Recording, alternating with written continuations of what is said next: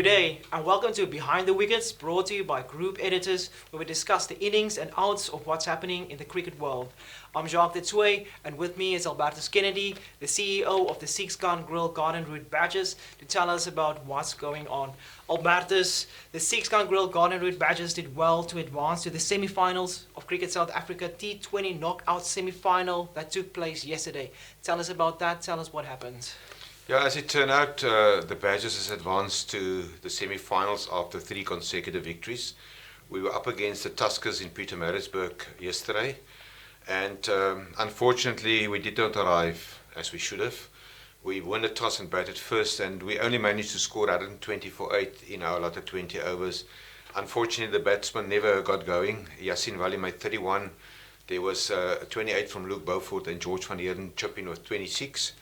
As I said earlier, that is not a competitive total, and thereafter the Badgers went to field with the Tuskers into bat. They made 115 for 2 when it started raining. It never stopped raining, and the outcome of the match was decided on the Duckworth-Lewis system, with the Tuskers 31 runs ahead, so a comprehensive victory.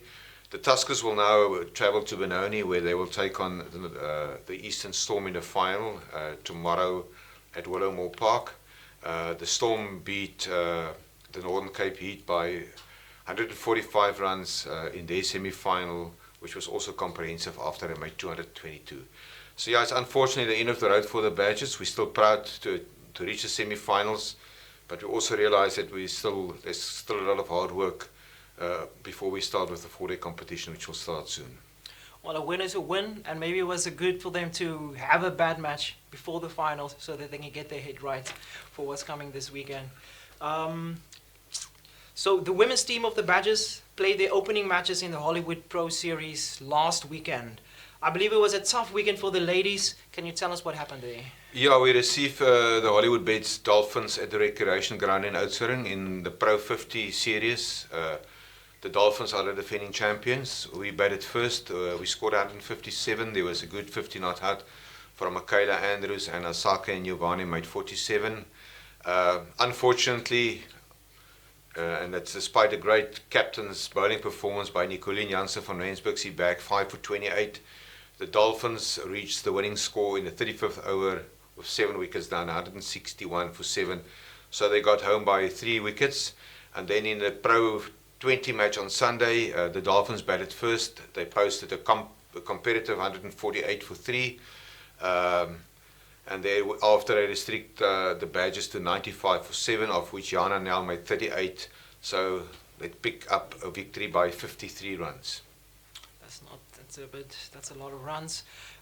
Just for those who's following this, how many matches are left in this Hollywoodbets Pro Series? Yeah, there are 6 teams, so you play home and away, so there's 10 series of matches in total. We only play the first round now, and tomorrow we will travel to Johannesburg, where we will take on the DP World Lions at the Wanderers in Johannesburg. So it's another tough match ahead of us, but the ladies work hard the past week, and they're also keen to turn things around. We're happy to follow them and looking forward to some positive results.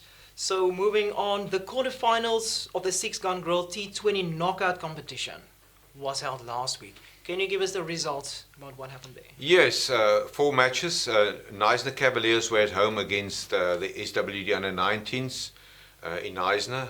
They won by 9 wickets, comprehensive victory. Defending champions Pakkelsdorp hosted Harlequins Forces in Pakkelsdorp. They got over the line with a 2-wicket victory. And then Mossel Bay, a promotion league team, they caused a bit of an upset as they defeated Union Stars 2 by 5 wickets. They chased down quite a competitive total of 132. That was an away win at the Bridgeton Sports Ground. So they advanced to the semi-finals. And then Plett Pioneers beat Union Stars 1 by 2 wickets in the other semi-final.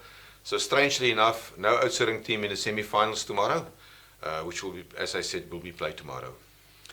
So the semi-finals and final will be held this weekend. What can the people expect? Yeah, it's a great showdown. Both the semi-finals and the finals will be played at the Recreation Ground in Oudtshoorn on Saturday tomorrow in the first match. Pakkelsdorp United, the defending champions, they will take on Knysna Cavaliers. It is going to be an interesting contest between those 2 teams. And then in the second match, Mossel Bay is a promotion league club who advanced to the semi-finals. I think they can give themselves a tap on the shoulder. They will take on Plate Pioneers in the other one, and then the two winners will contest the final on Sunday. So there's plenty to look forward. There's also obviously the carrot. The team that win the T20 semi-finals will advance to the Western Cape playout to eventually represent the Western Cape at the Cricket South Africa Community Cup T20. And just to confirm, these matches will be live streamed where people can watch them. It's correct. It will be live stream. The stream link will be on our Facebook page. Just to confirm, what is your Facebook page's name? It's SWD Cricket is the name of the Facebook page. SWD Cricket. Okay, so we have 3 more questions left. 2 of them are really great news, interesting. The first one, great news, is that the Proteas women's team has advanced to the final of the ICC Women's T20 World Cup. Against who are they going to play? When are they going to play? And what can people expect from that match? In the history of South African sport, that is one of the greatest achievements by a national team in a long while. We must understand that the Australian women's cricket team, one of the greatest sporting teams in the world for quite a while. They won 6 consecutive T20 World Cups. They were up against South Africa in the semi-final, which was played yesterday in Dubai.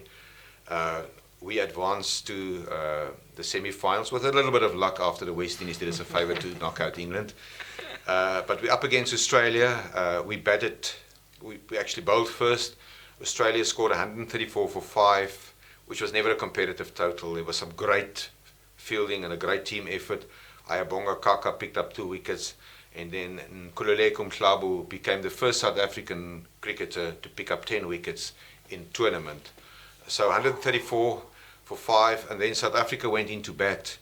Laura Wolford made 42, but it was Anneke Bosch who stole the show. She made an unbeaten 74 from 48 deliveries to took South Africa over the line. So the final will take place on Sunday, and we will take on the winner of today's semi-final, which will be between New Zealand and the West Indies. From a South African cricket perspective, this is a massive achievement and a massive performance. When we hosted the final 2 years ago, South Africa played Australia in the final after we knocked out England in the semi-finals. So everybody in South Africa will be hoping that we will do one better and win the trophy. Sounds like they deserve it. 74 runs, 1 player getting 10 wickets. That sounds like they did a good job over there. They did a great job, yeah. So this week it was announced AB de Villiers was inaugurated into the ICC's Hall of Fame. That's great news for South Africa. Can you tell us a little bit about that? Yeah, AB de Villiers, funny known as Abraham Benjamin, or you can call him 360 because of the fact that he scored runs all over. I think his friend who played with him with Royal Challengers Bangalore, Virat Kohli, was also a respected player in the world.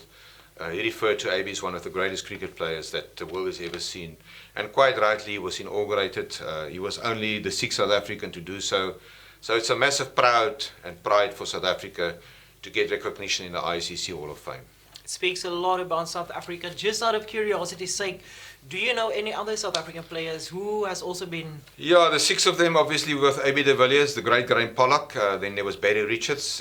Both Pollock and Richards actually played the majority of their cricket in the isolation years. It's a pity that, and it's not for me to criticize the ICC, that a player like Mike Proctor is not inaugurated. I think he was one of the greatest all-rounders of his time. He sadly passed away last year.